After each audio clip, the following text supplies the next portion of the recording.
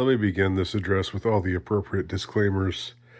Um, I am cynical, pessimistic by nature. It's something it's something I have to fight against, but that's my immediate uh, response to things. Is to think or to expect, if not the worst, then just nothing good.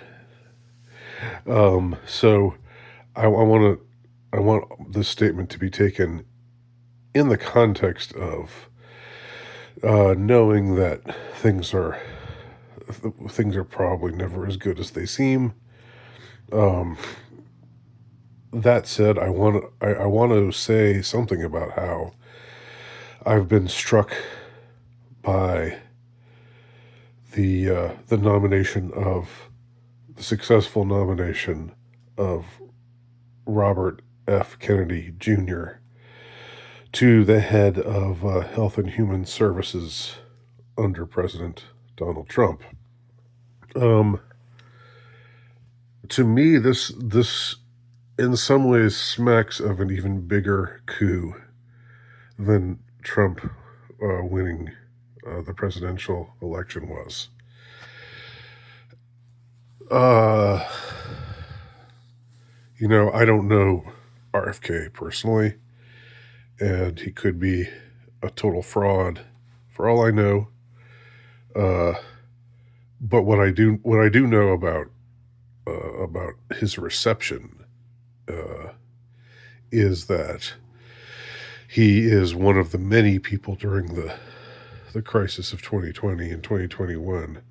He was one of the many people who was banned and relegated to the status of unperson. He was pretty much taken off of all social media um, because he wasn't towing the line, because he wasn't saying the things that we were supposed to say about what was going on then.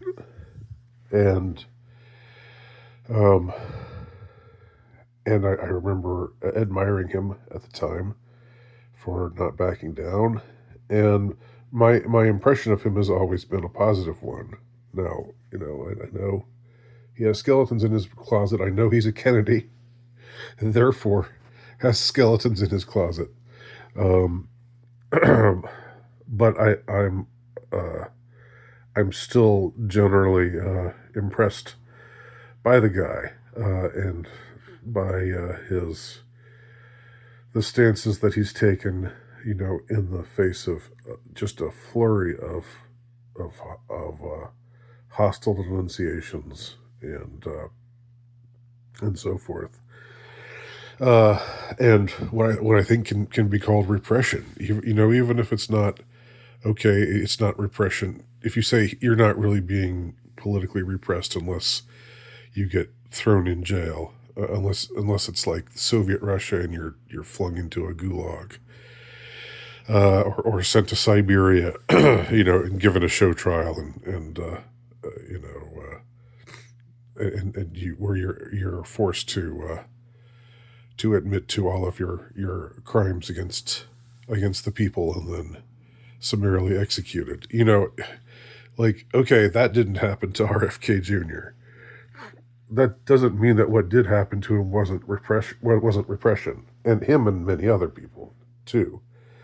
But I think there's something that is riveting and dare I even say gives me a glimmer of hope about the possibility of the triumph of good over evil in this world. Uh, in the idea that he could go from someone who was uh, so thoroughly uh, rendered a reprobate. Uh, uh, you know, he was numbered among the worst, and not allowed to have a voice. Essentially, you know, of course, he was still wealthy. He's still a Kennedy. He still had all of the all of the quote unquote privileges that come with that. I put a quote around that word privilege because it's been abused so much. But so it's not like he was. It's not like he never had any voice, but they tried. They damn well tried to take it away from him. And now, with yesterday's vote in the Senate, he is the head of the health department. I mean, this is a guy who has been his rhetoric has been diametrically opposed to what's been put forth by the FDA for years and years and years and years on end, whether it comes to things that you shoot in your arm or nutrition, processed food, and the like. And I have to say, I'm not, just another disclaimer here, I am not in any way like a crunchy granola type of person. I was always indifferent, completely indifferent to that kind of stuff before 2020. But when 2020 happened, it was an awakening for me. And when I saw what they were pushing on us, well, not just what they were recommending, but what they were pushing on us, and using our livelihood as leverage. It was shocking for me to see that kind of thing happen,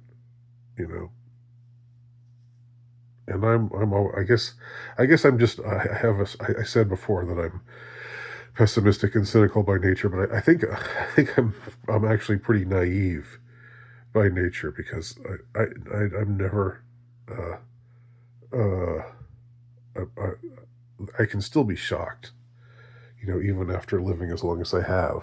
I was still shocked that they at how what they did to us back in 2020 and 2021, without getting specific about anything because this is still YouTube. And I'm guessing that the censors and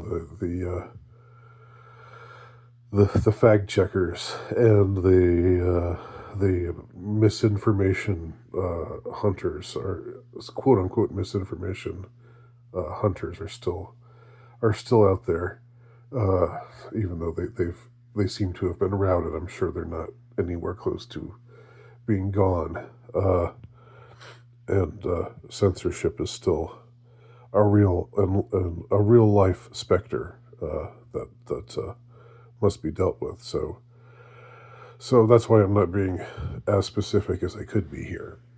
But I was shocked. I was shocked and appalled by 2020, by the things that they did in 2020 and 2021. And now to see someone who was a dissident, I think a bona fide dissident from that era, be elected, I should say appointed to a high post in still the most powerful country in the world. That's really something. That takes my breath away a little bit. So, there you go.